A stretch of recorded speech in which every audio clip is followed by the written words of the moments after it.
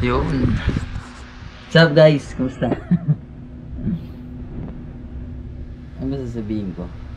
Ayun, ito, naalala ko na yung ikikwento ko sana nung last night nung live. So, ayan, dahil request ni Ken, hindi na daw siya nakakatulog. Ikwento ko kasi yung ano, yung bakit ako nagkaroon ng 1 star. Sa lahat ng nag-rate sa akin, lahat 5 star. Ito, papayto ko sa inyo. Ito yung rate ko. Ayan. Bumalik na siya sa 5 kasi parang nasapawan na yung 1 star na yun. Pero nakaraan parang 4.85 ako dahil dun sa ano, sa 1 star na yun. So yun na nga, ang reason niya ba't niya ako binigyan ng 1 star, meron daw siyang kasamang pasahero na hindi niya naman kasama.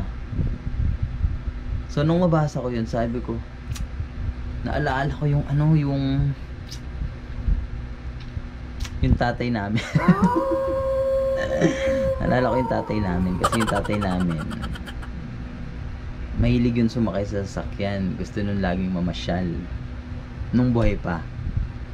Kaya lang nung inatake siya kasi dito sa bahay, yun yung sasakyan na yun yung ginamit namin para dalhin siya sa ospital. Although alam naman namin na dito pa lang sa bahay wala na siya, pero yun pa rin yung ginamit namin sasakyan para dalhin sa ospital.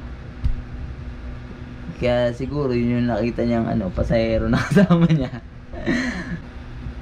Dati hindi ako naniniwala sa mga third eye tsaka mga multo kasi never pa naman ako nakakita. Pero dahil siguro baka nga yung tatay ko yung nakita niyang kasama niyang pasahero. Pero dati dito sa bahay, sabi nila may multo daw, lalo doon sa CR. Kasi wala naman tao pero palagi may tayo.